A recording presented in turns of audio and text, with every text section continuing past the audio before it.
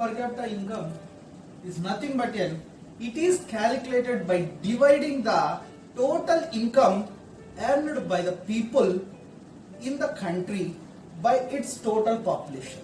That means the total income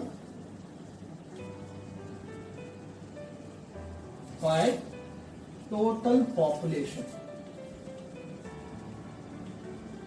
Total income by total population. అసలు total income అంటే ఏంటి? వచ్చినటువంటి ఆదాయం. దేని వల్ల వస్తాయి? ఆ దేశంలో ఉండేటువంటి ప్రజలు సంపాదించినటువంటి ఆదాయం. ఆ ప్రజలు సంపాదించిన ఆదాయం ఎలా సంపాదించినారు? By the making of the goods and services. Goods and services. సరే ఏంటి గూడ్స్ అండ్ సర్వీసెస్? గూడ్స్ అంటే వస్తువులు. గూడ్స్ అంటే వస్తువులు. అది ఎటువంటి రకమైనటువంటి వస్తువులైనా సరే మనం గూడ్స్ కిందకి తీసుకుంటాం. మరి సర్వీసెస్ అంటే ఏంటి? సర్వీసెస్ ఈజ్ నథింగ్ బట్ సేవలు. అంటే అక్కడ వస్తువులను తయారు చెయ్యరు, ఆ వస్తువులకు అవసరమయ్యేటువంటి దానిని ప్రొవైడ్ చేసేటువంటి దానిని సర్వీసెస్ అంటారు. ఎగ్జాంపుల్కి ఇప్పుడు ట్రాన్స్పోర్టేషన్ అంటారు. అంటే ఒక వస్తువుని ఒక ప్రదేశం నుంచి ఇంకొక ప్రదేశానికి పంపించేటువంటి దాన్ని మనం ట్రాన్స్పోర్టేషన్ అంటాం. అంటే ఇక్కడ వస్తువు తయారు కావడం లేదు. అంటే ఒక వస్తువు ఏం చేస్తుంది? ఒక ప్రదేశం నుంచి ఇంకొక ప్రదేశానికి వెళ్తుంది. వెళ్ళడానికి సహాయం చేసినటువంటి సేవని, ఇక్కడి నుంచి ఇక్కడికి వెళ్ళడానికి హెల్ప్ చేసినటువంటి సర్వీస్ ని మనం సర్వీస్ అని పిలుస్తాం. అక్కడికి తీసుకుని వెళ్ళారు కదా, దాన్ని సర్వీస్ అంటాం. అంటే వస్తువుల ద్వారా అలాగే సర్వీసెస్ ద్వారా, ఈ సేవల ద్వారా సంపాదించినటువంటి మొత్తం డబ్బు, వచ్చినటువంటి total income divided by total population is known as the per capita income. That is within the country. ఆ దేశంలో ఉన్నటువంటి ప్రజలందరూ సంపాదించినటువంటి మొత్తం డబ్బు డివైడెడ్ బై ఆ దేశంలో ఉన్నటువంటి మొత్తం ప్రజల యొక్క జనాభాని మనం కలిపితే ఏమని పిలుస్తాము అంటే per capita income గా మనం చెప్పుకుంటాం. And second term is the technical term, that is the IMR. IMR. What is meant by IMR? Infant mortality rate. Infant mortality rate. What is infant mortality rate? Infant mortality rate అంటే పుట్టినటువంటి పిల్లలు, that is the out of 1000 people, out of 1000, ప్రతి 1000 మందిలో ఎంతమంది జీవిస్తున్నారు అంటే ప్రాణాలతో బతుకుతున్నారు.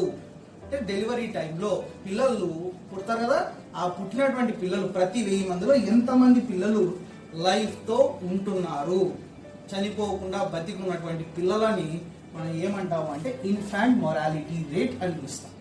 Infant morality rate, that means out of 1000 live children, burn the number of the children who died within 1 year. పుట్టినప్పటి నుంచి అంటే అప్పుడే పుట్టినప్పటి నుంచి, from birth to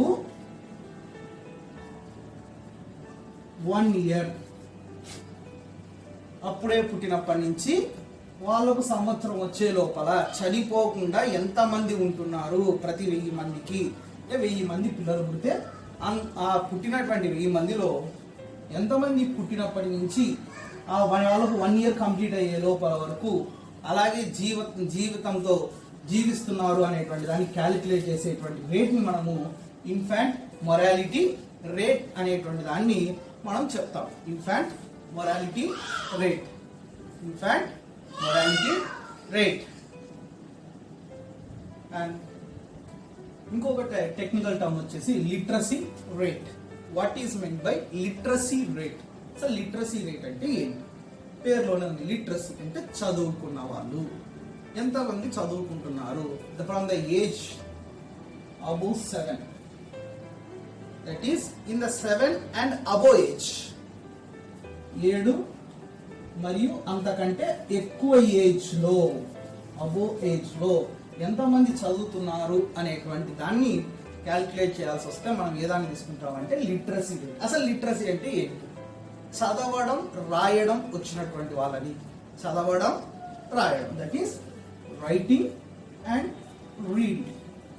writing and reading వచ్చి ఉండాలి. అది ఏ ఏజ్ లో? 7 and above the age. 7 సంవత్సరాలు మరియు అంతకంటే ఎక్కువ సంవత్సరాలు ఉన్నటువంటి వాళ్ళు చదవడం రాయడం వచ్చినటువంటి వాళ్ళని తీసుకోవాల్సి వస్తే మనం ఏ రేట్ ని తీసుకుంటాము అంటే లిటరసీ రేట్ ని తీసుకోవడం జరుగుతుంది.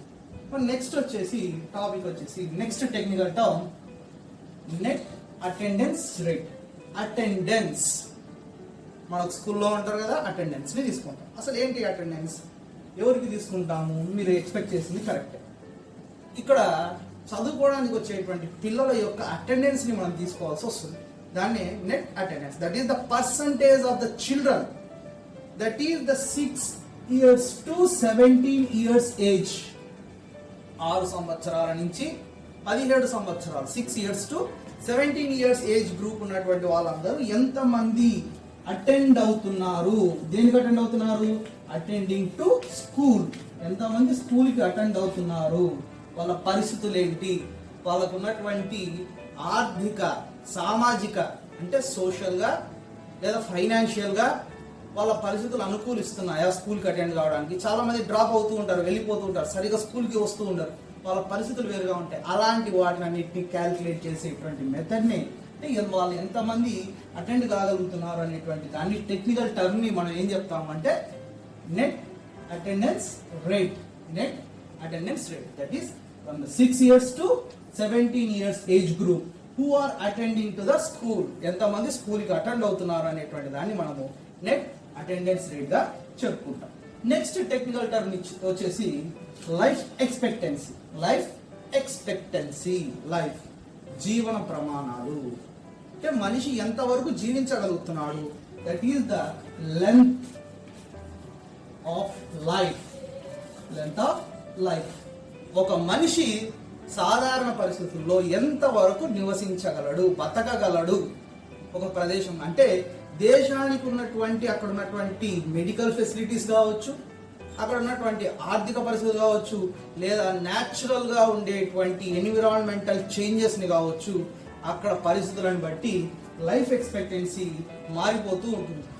ఫర్ ఎగ్జాంపుల్ ఇండియాలో లైఫ్ ఎక్స్పెక్టెన్సీ అంటే ఒక మనిషి సగటున ఎంత జీవించగలడు అంటే ఎక్కువ జీవించవచ్చు, తక్కువ యావరేజ్ గా తీసుకుంటే ఇండియాలో ఎంత జీవించగలడు అంటే మాక్సిమం టు మాక్సిమం 60 years, 60 సంవత్సరాల వరకు బతకగలడు ఒక మనిషి. అదే కొన్ని బాగా డెవలప్ అయినటువంటి దేశాలను, అమెరికా లాంటి దేశాలను తీసుకుంటే అక్కడ 70 years వరకు బతకగలరు. అంటే ఎందుకు సార్ ఇక్కడ ఇండియాలో ఉండేటువంటి మనుషులే, అమెరికాలో ఉండే మనుషులే కదా, మరి ఎందుకు ఈ డిఫరెన్స్ వస్తుంది అంటే అదే ఇక్కడ చెప్పాను. అక్కడ ఉన్నటువంటి మెడికల్ ఫెసిలిటీస్ కావచ్చు, అక్కడ ఉన్నటువంటి ఎన్విరాన్మెంటల్ అంటే వాతావరణ, అక్కడ ఉన్నటువంటి మార్పులు కావచ్చు, అక్కడ ఎటువంటి డిస్టర్బెన్సెస్ లేనుకున్నప్పుడు అక్కడ మనిషి హ్యాపీగా బతకడానికి కావాల్సినటువంటివన్నీ ఉంటాయి. కాబట్టి ఈ జీవన ప్రమాణాలని లైఫ్ ఎక్స్పెక్టెన్సీ ఎక్కడ ఎక్కువ ఉంటుందో ఆ దేశం డెవలప్ అయినట్టుగా మనం చెప్పుకుంటాం. అందుకే ఇక్కడ లైఫ్ ఎక్స్పెక్టెన్సీని చెప్పడం జరిగింది. And the last technical term is the HDI. HDI that is human development index. Human development index. Human development index. What is human development index? ఈ హ్యూమన్ డెవలప్మెంట్ ఇండెక్స్ అనేటువంటిది ప్రపంచ దేశాలన్నీ కూడా డెవలప్ అవుతున్నాయా, డెవలప్ కాలేదా అనేటువంటి తెలుసుకోవడానికి ఉపయోగించేటువంటి టర్మ్ ని హ్యూమన్ డెవలప్మెంట్ ఇండెక్స్. ఈ హ్యూమన్ డెవలప్మెంట్ ఇండెక్స్ ని యూజ్ చేసుకోవడానికి మనం ఏం చేస్తామంటే కొన్ని ర్యాంక్స్ ఇస్తాం. అంటే ఇందాక మనం పైన చెప్పబడినట్టుగా పర్ క్యాపిటల్ ఇన్కమ్, అలాగే ఈ మిగతా ఉన్నాయి కదా IMR that is infant morality rate, literacy rate, ఈ net attendance rate, life expectancy, వీటన్నిటిని కలిపి మనం చూసుకొని ఒక ర్యాంకుని ఇస్తే ఆ ర్యాంకునే మనం HDI అంటాం. అంటే మనం ఇందాక చెప్తున్నట్టుగా IMR infant morality rate plus literacy rate plus net attendance rate plus life expectancy. ఈ మొత్తం 1, 2, 3, 4 ఈ 4 టర్మ్స్ విత్ పర్ క్యాపిటాతో పాటు, అంటే పర్ క్యాపిటా అనేది కేవలం డబ్బులకు సంబంధించింది మాత్రమే, మానిటరీ టర్మ్స్. అలా మానిటరీ టర్మ్స్ తో పాటు నాన్ మానిటరీ టర్మ్స్, అంటే దీనిలో డబ్బులకు సంబంధం లేదు, అంటే ఎంతమంది ప్రతి 1000 మందిలో ఎంతమంది బతుకుతున్నారు సంవత్సరం లోపల అనేటువంటి దానికి ఇక్కడ డబ్బులు అవసరం లేదు. ఇక్కడ మనకి లిటరసీ రేట్ డబ్బులు లేదు, ఇక్కడ చదవడం. అలాగే net attendance rate, net attendance rate కి ఎంతమంది హాజరవుతున్నారు స్కూల్ కి, ఇక్కడ డబ్బులు అవసరం లేదు. మరి ఇలాగే లైఫ్ ఎక్స్పెక్టెన్సీ, ఇక్కడ కూడా డబ్బులతో సంబంధం లేదు. ఇక్కడ ఎంతమంది బతకడానికి కావాల్సినటువంటి మెడికల్ ఫెసిలిటీస్ ఇవన్నీ చూస్తాం కాబట్టి these are the non monetary funds, non monetary terms. ఈ నాన్ మానిటరీ టర్మ్స్ అన్నిటినీ కూడా కలిపి మనము ఒక ర్యాంకుని ఇవ్వాల్సి వస్తే ప్రపంచ దేశాలకు, ఆ దేశాలను మనం ఏమంటామంటే HDI, human development index. Human development, మనం స్టార్టింగ్ లో చెప్పుకున్నట్టుగా డెవలప్మెంట్ ని మనం తీసుకుంటాం.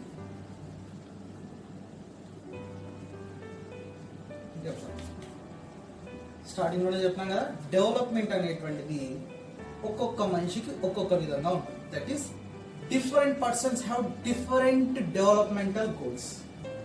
Different persons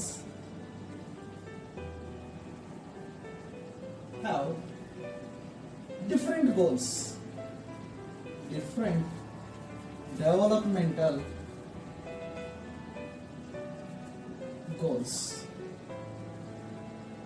ఎలా ఉంటాయి, ఒక్కొక్క వ్యక్తికి ఒక్కొక్క రకంగా ఉంటాయి. ఫర్ ఎగ్జాంపుల్, ఒక ఎగ్జాంపుల్ తీసుకున్నాం, ఒక ల్యాండ్లెస్ లేబర్ ని తీసుకున్నాం. ఎగ్జాంపుల్, ల్యాండ్లెస్ లేబర్ అంటే భూమి లేనటువంటి ఒక కూలి పని చేసేటువంటి వాడిని తీసుకున్నాం, వ్యవసాయ కూలిగా పనిచేసేటువంటి వాడికి ఉన్నటువంటి డెవలప్మెంట్ గోల్, వాడు కోరుకునేటువంటిది అనేటువంటి చూసుకుంటే ఫస్ట్ వన్ మోర్ డేస్. ఏ దానికి more days? More days for work. ఎక్కువ రోజులు వాడికి పని కావాలి, వర్కింగ్ డేస్ కావాలి అని కోరుకుంటాడు. అంటే వాడిని తీసేసి ట్రాక్టర్లను తీసుకోవడమో టెక్నాలజీని తీసుకోవడమో వాడికి ఇష్టం ఉండదు. దానికి బదులుగా ఇంకా ఏం కావాలి, నాన్నే పిలవాలి, నాకు ఎక్కువ రోజులు పనికి పిలవాలి, కూలికి పిలవాలి అని కోరుకుంటాడు. రెండోది వచ్చేసి ఇంకా ఏం కోరుకుంటాడు వాడు, బెటర్ వేజెస్. వాడు పని చేసిన దానికి సరైనటువంటి కూలి కోరుకుంటాడు. ఎక్కువ కూలి, ఎక్కువ కాదు కానీ సరైన కష్టానికి సరైనటువంటి కూలి కోరుకుంటాడు. మరి మూడోది వచ్చేసి ఏంటి, చాలా మటుకు that is the quality education to their children. Quality education to their children. వాడు చదువుకోలేదు, లేదా వాడికి ఉన్నటువంటి ఆర్థిక పరిస్థితుల వల్ల వాడు సరిగ్గా చదువుకోలేకపోయాడు. మరి అలాంటి పరిస్థితి వాడి కొడుకులకి, వాడి కూతుర్లకు, అలా వాళ్ళ పిల్లలకి ఎవరికి కూడా రాకూడదు. ఉన్నటువంటి దానిలో వాళ్ళు చదువుకోవాలి, హ్యాపీగా ఉండాలి, వాళ్ళు డెవలప్ కావాలి. వాళ్ళందరూ కూడా వాడు కష్టపడుతున్నట్టుగా వాళ్ళు కూడా కష్టపడకూడదు అనే కోరుకుంటాడు. అంటే అది గవర్నమెంట్ స్కూల్ కావచ్చు, వాడి ఆర్థిక స్తోమతకి ఎక్కువైనటువంటి ప్రైవేట్ స్కూల్లో కావచ్చు, వాళ్ళ పిల్లలు ఉన్నంత దాంట్లో బాగా చదువుకోవాలని కోరుకుంటాడు. అండ్ నాలుగోది మనం తీసుకోవాల్సి వస్తే ఏం కోరుకుంటాడంటే that is the most one, that is the no social discrimination. No social discrimination. Discrimination ని ఒప్పుకోడు, రాకూడదు అని కోరుకుంటాడు. అసలు ఏంటి డిస్క్రిమినేషన్? Social discrimination. సమాజంలో వాడికి భూమి లేదు, పని చేస్తేనే వాడికి డబ్బులు, లేకపోతే లేదు, అప్పుడు గడవదు. కాబట్టి వాడిని సామాజికంగా చాలా మంది వాడిని తక్కువ చిన్న చూపు చూస్తారు. కాబట్టి అలాంటి చిన్న చూపు, మర్యాద లేకుండా పోయేటువంటి పరిస్థితులు వాడికి కలగకూడదు అని కోరుకుంటాడు. వాడికే కాదు, వాళ్ళ ఫ్యామిలీకి కూడా అలాంటి పరిస్థితి రాకూడదు. అవమానకరమైనటువంటి పరిస్థితులు, ఆ భేదాలు చూపించకూడదు, రాకూడదు వాడి వరకు అని చాలా మటుకు కోరుకుంటూ ఉంటాడు. ఏంటిది? That is no social. And ఇంకొక ఎగ్జాంపుల్ తీసుకుంటే second person, that is the, ఇందాక మనము ల్యాండ్ లెస్ గా తీసుకున్నాం కదా, ఇప్పుడు ల్యాండ్ ఉన్నటువంటి ఒక ల్యాండ్ లార్డ్ గురించి ఇంకా చెప్పాలంటే ప్రాస్పరస్, బాగా డబ్బు ఉన్నటువంటి ప్రాస్పరస్ గా ఉన్నటువంటి ఫార్మర్ ని మనం తీసుకుంటే, బాగా డబ్బులు సంపాదించేటువంటి వాడికి ఉన్నట్టు బాగా పొలం ఉన్నటువంటి బిగ్ ఫార్మర్ గురించి తీసుకుంటే వాడికి ఉన్నటువంటి పరిస్థితులు వాడేం కోరుకుంటాడు, వాడి డెవలప్మెంట్ ఏంటి అంటే first one MSP for their crops. For their crops. What is MSP? Already 6th class నుంచి అవుతూనే ఉన్నాం ఈ పదాన్ని. ఎంఎస్పి మినిమం సపోర్ట్ ప్రైస్, కనీస మద్దతు ధర. అంటే వాడు పండించినటువంటి పంటకు కనీస మద్దతు ధర ఉండాలి.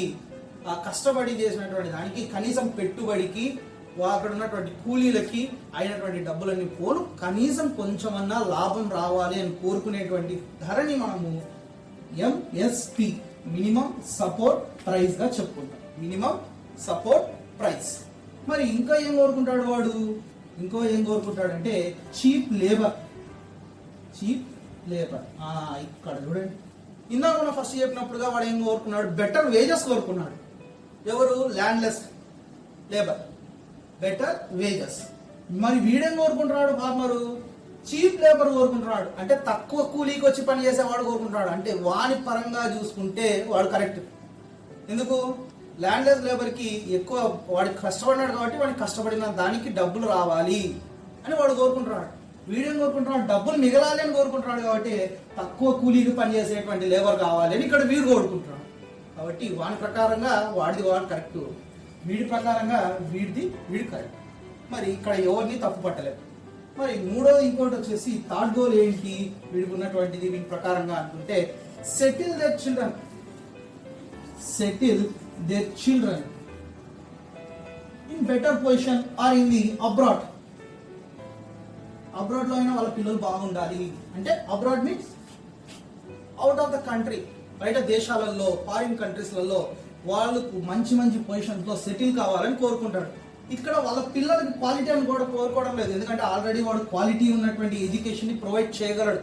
ఎందుకంటే వాడికి అక్కడ ఏముంది, వాడికి మొత్తం అంతా కూడా డబ్బులు ఉన్నాయి కాబట్టి వాడు అవసరం అయితే బయట వేరే ఊళ్ళలో కూడా పెట్టి చదివించగలిగినటువంటి కెపాసిటీ వాడికి ఉంది. కాబట్టి వాడు ఇక్కడ క్వాలిటీ కోరుకోవడం లే, సెటిల్మెంట్ కోరుకుంటున్నాడు. అంటే వాళ్ళు మంచి పెద్ద జాబులు చేయాలి. ఎక్కడ? ఇండియాలోనే చేయాలి లేదా బయట వేరే దేశాల్లో అయినా కానీ చెయ్యాలి అని కోరుకుంటున్నాడు. అదే ఇక్కడ ఉన్నటువంటి. అదే ఫర్ ఎగ్జాంపుల్ ఒక దాన్ని మనం తీసుకున్నాం అనుకోండి, అన్ఎంప్లాయింగ్ తీసుకున్నాం. అన్ఎంప్లాయింగ్ ఒక ఎగ్జాంపుల్ గా తీసుకున్నాం అనుకోండి. వాడి యొక్క గోల్ ఏముంటుంది? ఒక అన్ఎంప్లాయీకి సింపుల్ ఏముండదు. వాడికి ఉన్నటువంటి ఒకే ఒక గోల్, వేరే ఏ ఆలోచన ఉండదు వాడికి. టు గెట్ ద జాబ్ను సంపాదించాలి. ఇది వాడికి ఉన్నటువంటి గోల్. వేరే గోల్స్ ఏమి ఉండవు. ఎందుకంటే వాడికి పని లేదు కాబట్టి పని దొరకడమే వాడికి గోల్. వేరే గోల్ అనేటువంటిది ఏమీ ఉండదు. ఇక్కడ కొంతమంది వ్యక్తులని బట్టి మనం చెప్పుకోవాల్సి వస్తే డిఫరెంట్ గోల్స్ నేను చెప్పాను. అదే కొన్ని దేశాలను తీసుకోవాల్సి వస్తే, అంటే దేశాల మధ్య ఉన్నటువంటి కంపారిజన్ ని తీసుకోవాల్సి వస్తే ఏదాన్ని తీసుకుంటామంటే మనం ఫస్ట్ టెక్నికల్ టర్మ్స్ లో చెప్పుకున్నట్టుగా economic and non economic.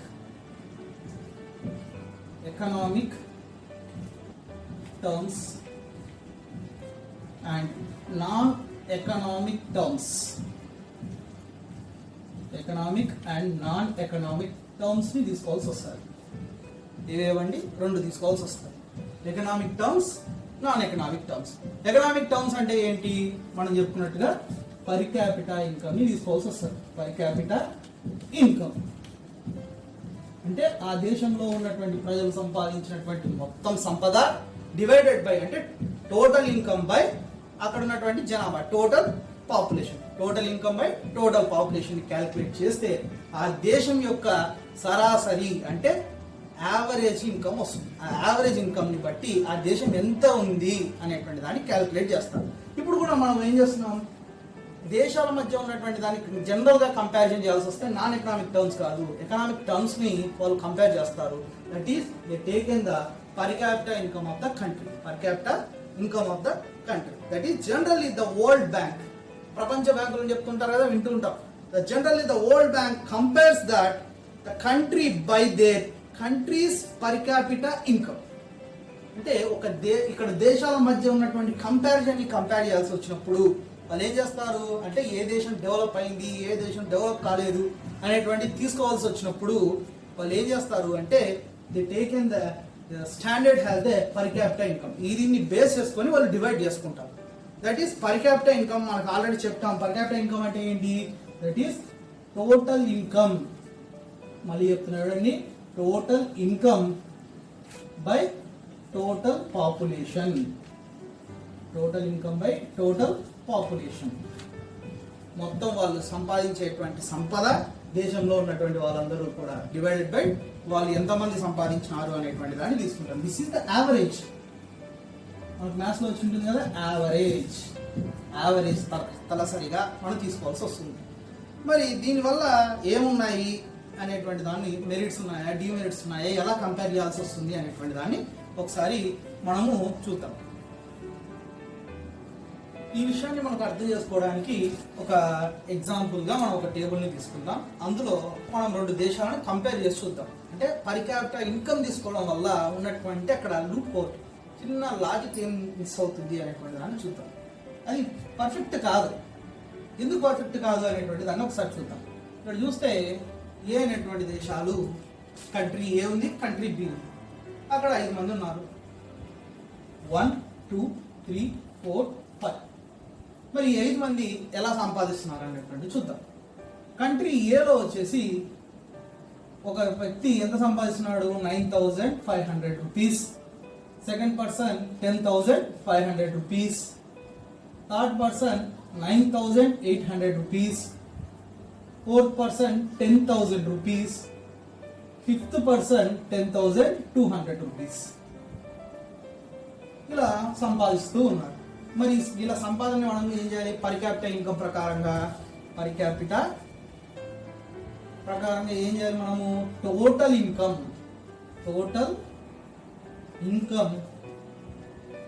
By total population. ఎంత పాపులేషన్ ఉంది అనేటువంటి దాన్ని క్యాల్కులేట్ చేయాలి.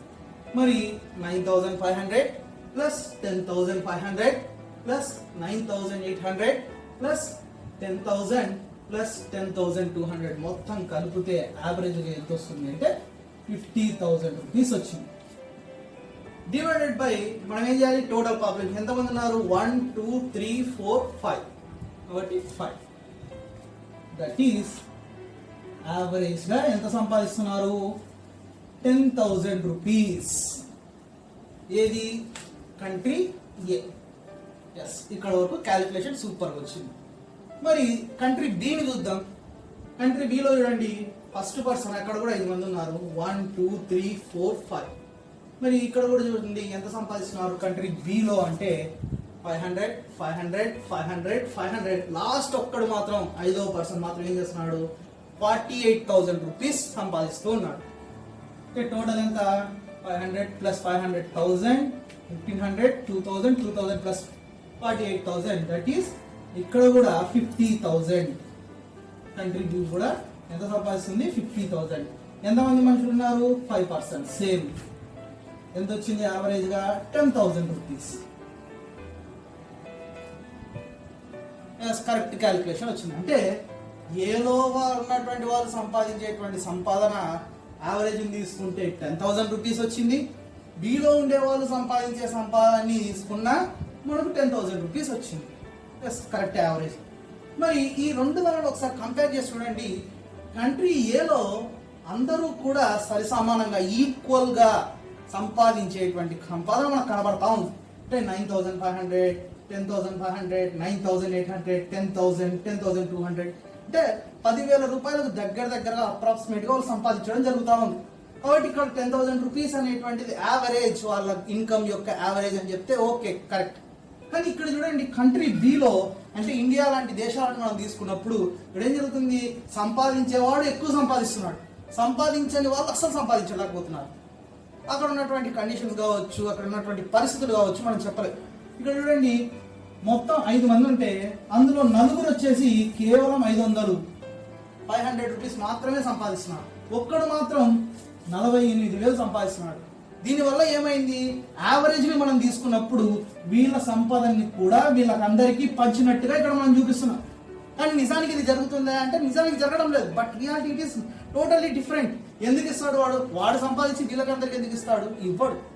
కానీ ఇక్కడ మన స్టాట్స్ లో తీసుకున్నటువంటి అంటే యావరేజ్ మెథడ్స్ తో తీసుకున్నటువంటి మెథడ్ లో మాత్రం వీళ్ళ సంపాదన కూడా వీళ్ళకి అందరికీ పంచినట్టుగా. అందుకే చూడండి, యావరేజ్ గా ఒక వ్యక్తి ఎంత సంపాదించినాడు అంటే 10,000 సంపాదించినాడు. కానీ ఇక్కడ నిజానికి కూడా ఎంత సంపాదించినాడు? First person 500 సంపాదించినాడు. అంటే 9,500 రూపాయలు ఇక్కడ మనకు ఏం లేకపోతే సంపాదించకపోయినా సంపాదించినట్టుగా చూపిస్తున్నాం. దీన్నే లెక్కల గారెడి నెంబర్స్ మ్యాజికల్స్ గా మనం చెప్పుకుంటాం. నిజాన్ని కూడా సంపాదించిన కానీ పేపర్లో మాత్రం సంపాదిస్తున్నాడు. అదే ఇండియాలో జరిగేటువంటిది. ఇక్కడ ఇండియాలో చాలా మటుకు ఇండియా లాంటి దేశాన్ని మనం తీసుకుంటే జరిగేటువంటిది ఇదే. అందుకే పర్ క్యాపిటా ఇన్కమ్ ని కరెక్ట్ గా తీసుకోవడం అనేటువంటిది కరెక్టా అంటే కరెక్ట్ కాదు, కొంతవరకు కరెక్ట్. అంటే ఆ దేశం యొక్క ఆర్థిక పరిస్థితి, ఎకనామికల్ స్టేటస్ ఎలా ఉందని తెలుసుకోవడానికి బాగుంటుంది. కానీ దాన్ని బేస్ చేసుకొని వాళ్ళు సంపాదించేది ఇంత అంటే నిజానికి వాళ్ళు అంత సంపాదించడం లేదు. ఈ first person, second, third, fourth ఈ పర్సన్స్ 10,000 సంపాదిస్తున్నారా? అనిపిస్తుంది కదా మనకు క్లియర్ గా. ఇది కేవలం నెంబర్ల యొక్క గారడి తప్ప వేరేది ఏమీ లేకుండా ఉంది. ఇక్కడ రియాలిటీకి ఇది సంబంధం లేకుండా ఉంది. ఇక్కడ అందుకే చెప్తున్నాను, ఏ అనేటువంటిది ఈక్విటబుల్ ఇన్కమ్ ఉంది, అందరికీ సమానంగా సంపాదిస్తున్నారు. ఇక్కడ ఇంజస్టిసబుల్ ఇన్కమ్ పూర్తిగా అసలు సంబంధం లేకుండా ఉంది. సంబంధం లేకుండా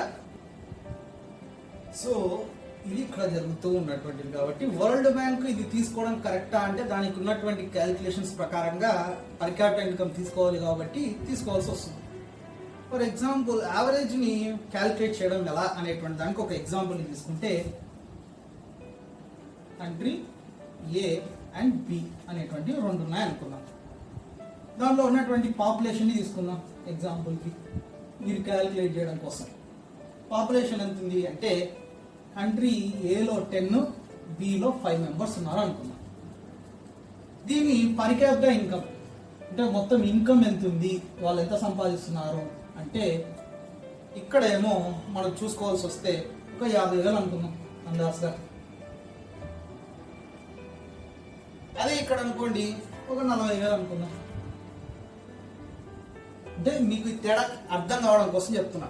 చూడండి, వీళ్ళు మొత్తం అంత ఎంతమంది ఉన్నారు? 10 మంది ఉన్నారు కంట్రీ ఏలో.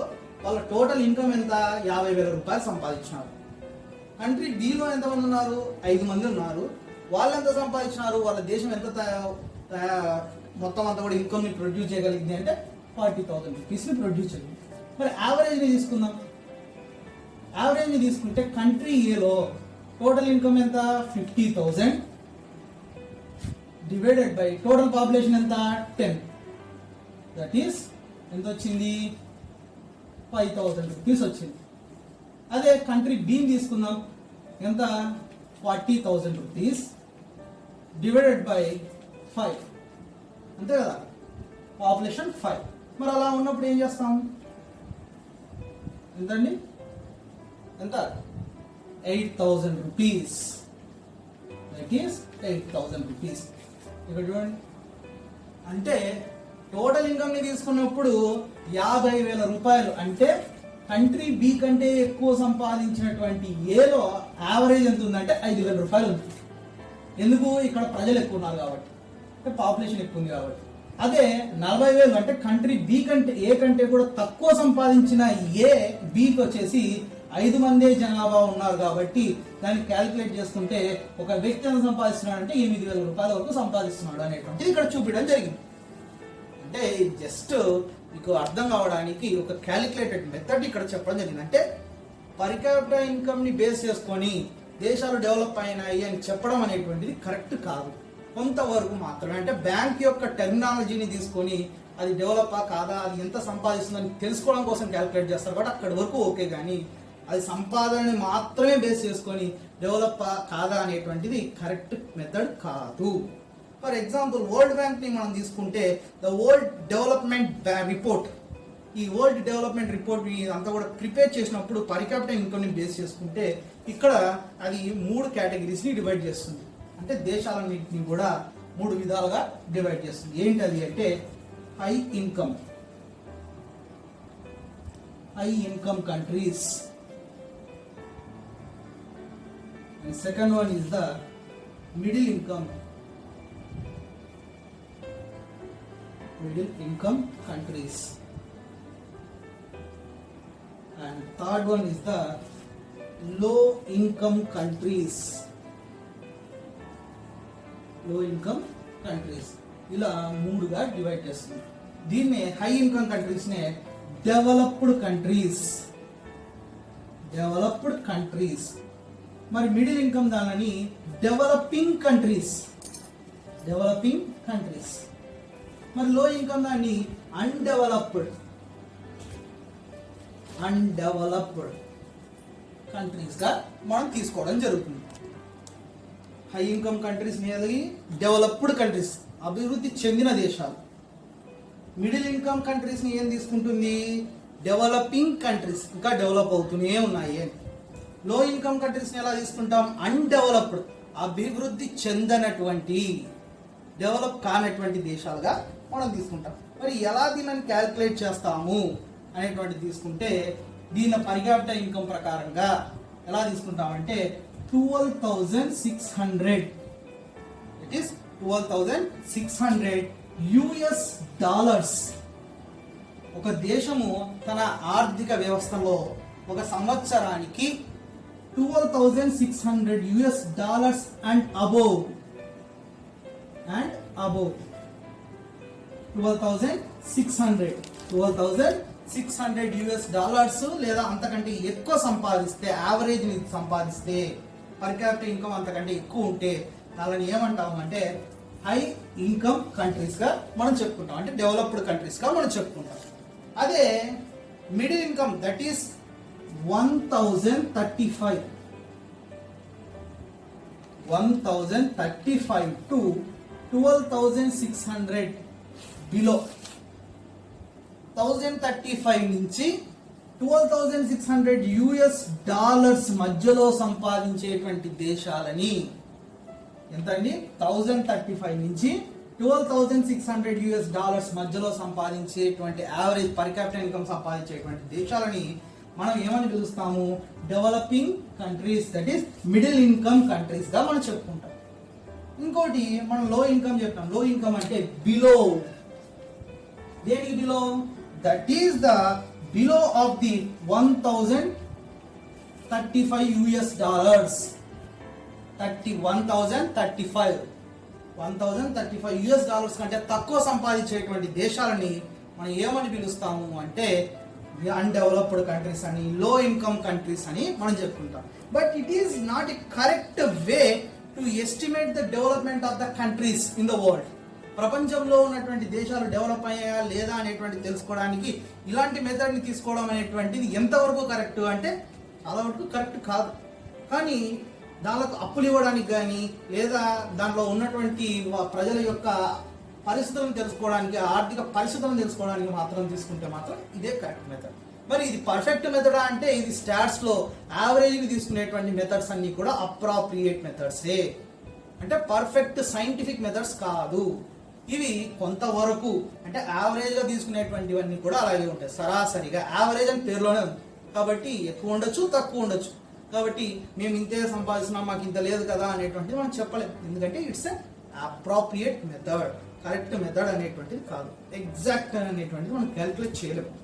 సో దీన్ని ఇందాక మనం చెప్తున్నట్టుగా ఎకనామిక్ టర్మ్స్ ని తీసుకున్నాం కదా, ఇప్పుడు నాన్ ఎకనామిక్ టర్మ్స్ ని తీసుకున్నాం. అంటే డబ్బులతో కాకుండా, ఫైనాన్షియల్స్ కి సంబంధం కాకుండా తీసుకునేటువంటి దానిని తీసుకుంటే ఏ report తీసుకుంటామంటే human development report,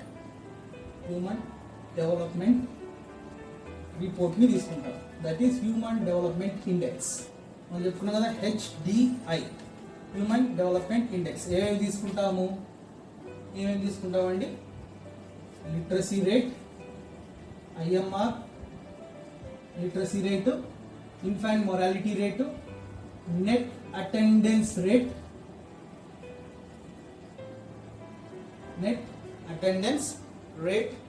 and ఇంకా ఏం తీసుకుంటాము, లిటరసీ రేట్ ని తీసుకుంటాము, IMR ఇన్ఫాంట్ మొరాలిటీ రేట్ ని తీసుకుంటాము, నెట్ అటెండెన్స్ రేట్ తీసుకుంటాము, లైఫ్ ఎక్స్పెక్టెన్సీ ఎంతవరకు బతకగలరు, జీవన ప్రమాణాలు ఎలా ఉన్నాయనేటువంటి దానిని తీసుకుంటాం.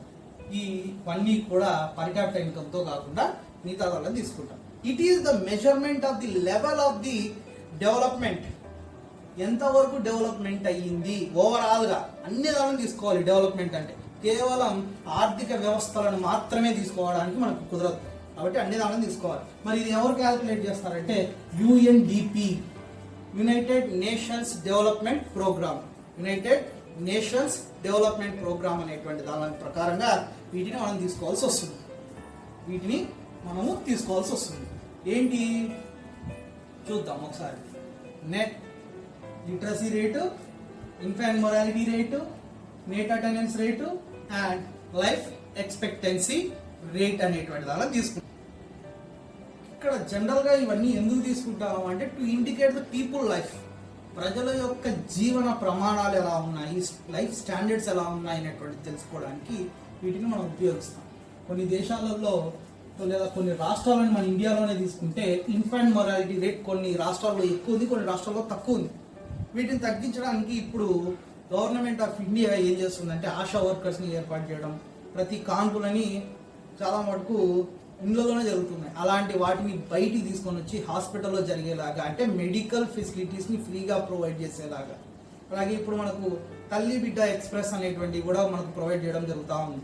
అలా వాటిలో ద్వారా ఈ ఇన్ఫాంట్ మొరాలిటీ రేట్ని తగ్గించడానికి అంగన్వాడీస్ని ఏర్పాటు చేయడం, ఈ మనకు న్యూట్రిషియస్ ఫుడ్ని వాళ్ళకు ప్రొవైడ్ చేయడం, ఇలాంటివన్నీ కూడా వాళ్ళకు ప్రొవైడ్ చేస్తూ వీటిని మనం చేయడానికి చూస్తూ ఉన్నాం. అంతేకాకుండా ఆ మదర్స్ తర్వాత ఆ పిల్లల్ని కూడా డెవలప్ అవ్వడానికి మనకు పీడిఎస్, పబ్లిక్ డిస్ట్రిబ్యూషన్ సిస్టమ్, అంటే రేషన్ షాపుల ద్వారా వాళ్ళకు కొంత హెల్దీ అయినటువంటి ఫుడ్ని ప్రొవైడ్ చేయడం, బ్యాలెన్స్డ్ డైట్కి వీలైనంతగా ప్రొవైడ్ చేస్తూ ఇన్ఫాంట్ మొరాలిటీ రేట్ని తగ్గించడానికి కావాల్సినటువంటి ప్రయత్నాలన్నీ కూడా చేస్తూ ఉన్నారు. మొత్తం అంతా కూడా చేస్తూ. Let's observe the table 3 which is mentioned in this video. ఒకసారి టేబుల్ 3ని అబ్జర్వ్ చేస్తే ఈ టేబుల్ మొత్తం అంతా కూడా ఎకనామిక్ స్టాండర్డ్స్ని బేస్ చేసుకుని తయారు చేయబడింది. It is based on the economic standards. మనం దీన్ని ఒకసారి అబ్జర్వ్ చేస్తే this Punjab would be consider the most developed than the remaining 2 states. ఒకసారి అబ్జర్వ్ చేస్తే పంజాబ్ మిగతా 2 రాష్ట్రాల కంటే, అంటే హిమాచల్ ప్రదేశ్ అండ్ బీహార్ కంటే కూడా చాలా ముందర ఉన్నట్లుగా చూపిస్తూ ఉంది. అలాగే టేబుల్ 4ని ఒకసారి అబ్జర్వ్ చేసి చూద్దాం. చూడండి, it is based on the non economic standards. అంటే టేబుల్ 3కి 4కి ఒకసారి కంపారిజన్ చేసి చూస్తే టేబుల్ 3లో ఎకనామిక్ స్టాండర్డ్స్ని తీసుకుంటే టేబుల్ 4లో నాన్ ఎకనామిక్ స్టాండర్డ్స్ని తీసుకోవడం జరిగింది. సో దీనివల్ల మనకి ఏమర్థం అవుతుంది, Himachal Pradesh would be the consider the most developed state than the పంజాబ్ని ఎకనామిక్ స్టాండర్డ్స్లో మాత్రమే మనం డెవలప్డ్గా చూడగలం. ఓవరాల్గా తీసుకుంటే మాత్రం ఖచ్చితంగా మనము హిమాచల్ ప్రదేశ్ అనే చెప్పుకోవాల్సి వస్తుంది. ఎందుకంటే ఇక్కడ ఎకనామిక్ అండ్ నాన్ ఎకనామిక్గా తీసుకున్న ఆ స్టాండర్డ్స్ ప్రకారంగా Himachal Pradesh is the best. దీనికి ఒక ఎగ్జాంపుల్ తీసుకోవాల్సి వస్తే టేబుల్ 5ని ఒకసారి అబ్జర్వ్ చేయండి. దీంట్లో అన్ని దేశాలలో శ్రీలంకని కంపేర్ చేసి చూస్తే ఇండియాతో Sri Lanka has a low per capital income than India, no doubt కదా. ఇండియా కంటే కూడా శ్రీలంక పర్ క్యాపిటల్ ఇన్కమ్ చాలా తక్కువగా ఉంది.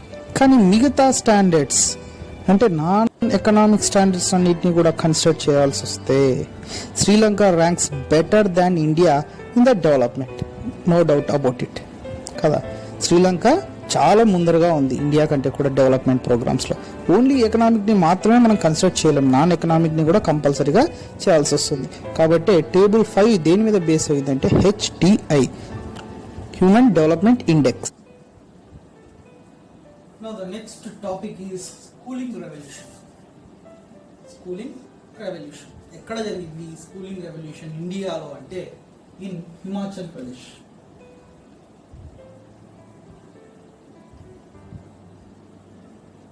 హిమాచల్ ప్రదేశ్లో ఈ స్కూలింగ్ రెవల్యూషన్ అనేటువంటిది ఇక్కడ జరిగింది. అసలు స్కూలింగ్ రెవల్యూషన్ అంటే ఏంటి, స్కూల్లో ఏమైనా మార్పులు జరిగాయా అంటే ప్రజలందరూ కూడా చదువుకోవడానికి వెళ్ళడానికి కావాల్సినటువంటి పరిస్థితులను ఏర్పాటు చేయడం జరిగింది. అందులో నెంబర్ 1గా ఉన్నటువంటి పరిస్థితి హిమాచల్ ప్రదేశ్కి వచ్చింది. అండ్ అసలు ఏం జరిగింది, హిమాచల్ ప్రదేశ్ స్వతంత్రానికి పూర్వం అంటే ఇండిపెండెన్స్ కంటే బిఫోర్ ఎలా ఉంది, ఆఫ్టర్ ఎలా ఉంది అనేటువంటి పరిస్థితిని మనం ఇక్కడ తెలుసుకుందాం. ఫస్ట్ ఇండిపెండెన్స్ కంటే ముందున్నటువంటి పరిస్థితులు, తర్వాత ఉన్నటువంటి పరిస్థితులు తీసుకుంటే ఇక్కడ హిమాచల్ ప్రదేశ్ ఉన్నటువంటి చాలా కష్టమైనటువంటి పరిస్థితులు ఏవి అంటే 2 పరిస్థితులు ఉన్నాయి. చదువుకోలేకపోవడానికి, అక్కడ స్కూల్ డెవలప్మెంట్ కాకపోవడానికి, లిటరసీ లెవెల్ తక్కువ అయిపోవడానికి.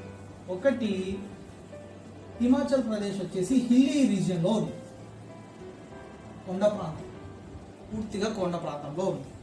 అండ్ రెండోది వచ్చేసి it have the low density of population. ఏదేంటి density of population? Density of population is nothing but 1 square kilometre. ఒక స్క్వేర్ కిలోమీటర్లో ఎంతమంది నివసిస్తున్నారు? 1 స్క్వేర్ కిలోమీటర్లో ఎంతమంది ప్రజలు నివసిస్తున్నారు అనేటువంటి దాన్ని తీసుకోవాల్సి వస్తే దాన్ని మనం ఏమంటామంటే density of population. Low density అంటే చాలా తక్కువ ఉన్నారు, ఎందుకంటే కొండ ప్రాంతము, ట్రాన్స్పోర్టేషన్ లేదు, మెయిన్గా ఏం లేదండి, ట్రాన్స్పోర్టేషన్ లేదు. ఏదైనా ప్రాబ్లం వచ్చినా, ఒకరికి జ్వరం వచ్చినా, ఇంకోటి ఏదైనా హార్ట్ అటాక్ వచ్చినా అక్కడికి వెళ్ళాలన్న రోడ్లు లేవు, ట్రాన్స్పోర్టేషన్ పూర్తిగా లేదు, కమ్యూనికేషన్ లేనిటువంటి పరిస్థితి అప్పట్లో. కాబట్టి వీళ్లకు చదువుకునేటువంటి పరిస్థితులు అప్పట్లో లేవు. At the time of the independence, initial time of the independence, అప్పుడే స్వతంత్రం వచ్చినటువంటి టైంలో వీళ్లకు ఇన్ని కష్టాలు ఉండడం వల్ల అక్కడ చదువుకునే వాళ్ళ సంఖ్య చాలా తక్కువగా ఉండేది. కానీ వీళ్ళు ఏం చేసినారు, దాన్ని అధిగమించడం మొదలుపెట్టినారు, దాన్ని రికవర్ చేసుకుంటూ వస్తున్నారు. By the parents and the government of Himachal Pradesh give a importance to the schooling. అక్కడ ఉన్నటువంటి పేరెంట్స్, గవర్నమెంట్ స్కూల్కి చాలా ఎక్కువ ఇంపార్టెన్స్ ఇచ్చినారు ఇక్కడ హిమాచల్ ప్రదేశ్లో. That is gave important role to the importance to the education by them. ఎలా ఇచ్చినారు, ఏం చేసినారు అనేటువంటి దానిని ఒకసారి మనం చూద్దాం. ఫస్ట్ ఎలా ఇంపార్టెన్స్ ఇచ్చినారు అంటే, first one the gave a importance by free and compulsory education. Free and compulsory education ఇవ్వడం జరిగింది ఇక్కడ. అంటే ఉచిత మరియు నిర్బంధ విద్య, ఫ్రీగా ఇవ్వడం అండ్ కంపల్సరీ చదవాల్సిందే అనేటువంటి దాన్ని ఇక్కడ ప్రొవైడ్ చేయడం వల్ల ఇక్కడ డెవలప్మెంట్ అనేటువంటిది ఇక్కడ బాగా జరిగింది స్కూలింగ్. అండ్ రెండోది వచ్చేసి free supply of the books.